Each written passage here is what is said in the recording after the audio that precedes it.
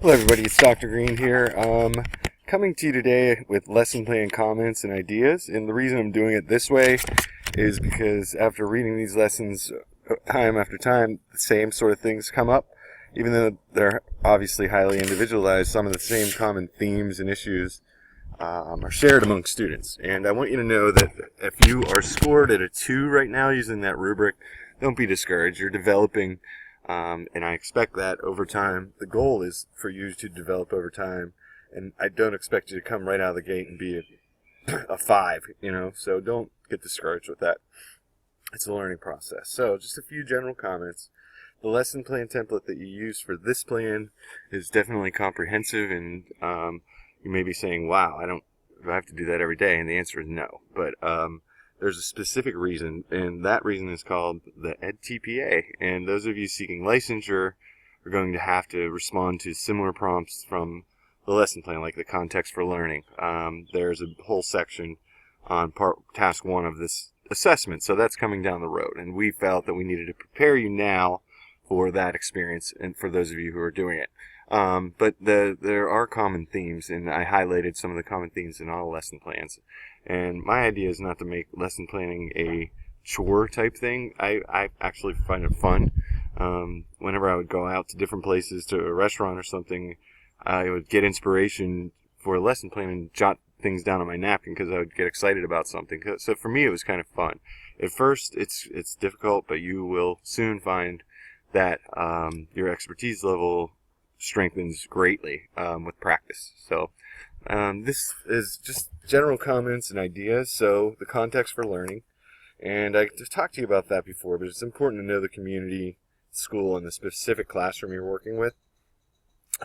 So you have an idea of what type of community you're in, what type of classroom, and then even schools in different communities can differ greatly from the general population, so that's why it's important to know. And then one strategy is establishing prior knowledge. You should think about that before every lesson. You want to tap into what students already know and then extend and refine that to a new learning. And I wrote the KWL chart there. That's one strategy that you can use. What K is what you know about the topic, W what you want to know about the topic, and L what you learned.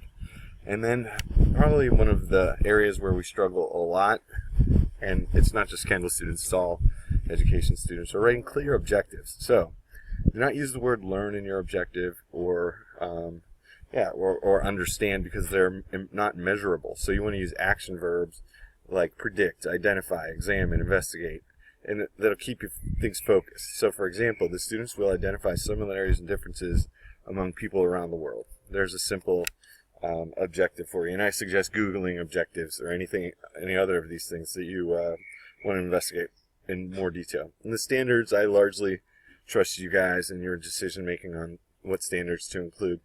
If you go to that website I suggested, readwritethink.org, they actually have the Illinois standards or all the state Common Core standards that are already listed and linked to each lesson. And basically there's not much out there now that hasn't been done. So save yourself some time. You're going to have to adjust those lessons. The lessons on readwritethink.org are pretty high level, so you might have to adjust them accordingly to your students' abilities, but it's a good place to start and get ideas and inspiration.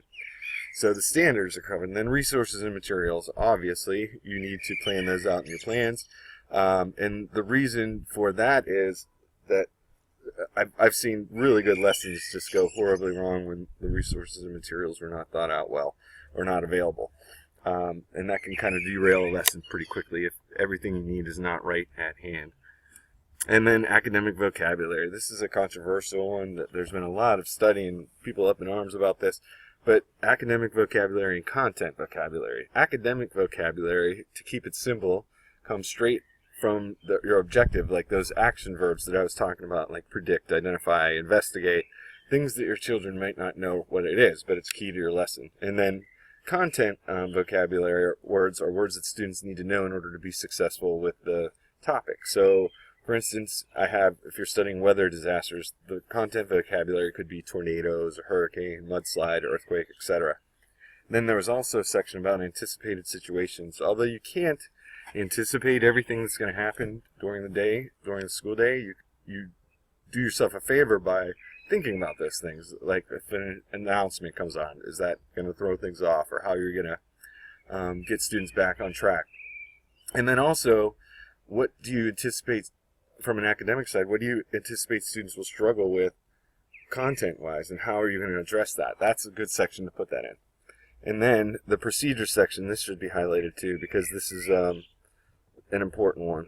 The one thing I want you guys to think about, a lot of you have subbed, and whenever you go in, usually when you go into as a sub, you're left a lesson plan, hopefully. And what you should think about when you're writing this is, if I had this as a sub, would I be able to follow it?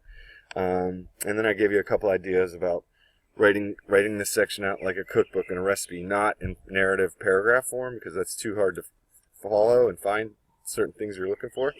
And write out the questions that you're going to ask, because it's easy to forget questions that you're going to ask, but if you write them out, that could be very beneficial for you. And then finally, use a timer to keep things moving, and write the times that you estimate things will take. So for example, 5 minutes to establish prior knowledge. Okay, if it goes beyond that, fine, but doing that helps you with pacing, which is another sort of difficult thing to wrap your head around. So those are my suggestions for that. And then, and I'll email all this to you. And this last paragraph was about the substitute teacher thing that I mentioned to you.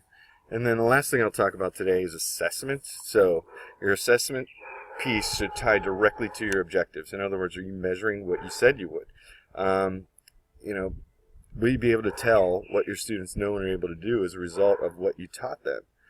And, and again, do they tie directly to the objectives? Did you assess what you said you would? And I suggest 3 methods per lesson, 3 assessment methods, like observation, note-taking, or anecdotal records. Use a checklist maybe. Journals are great sources of assessment, where you can tell what your students are able to do from a quick paragraph. Or it doesn't have to be a long 5-page thing. It could be a 1 paragraph or even a couple sentences, depending on their age. And then that's what I really want to focus on now. If I would be really happy if we get the objectives, procedures, and assessment piece down, and then going to lesson 3, we can really start to work on analysis, reflection, and professional development. But I'll send you this document to give you an idea of things. And again, the whole goal here is growth over time. I like what I've seen so far, so I'm excited to read more. Thanks.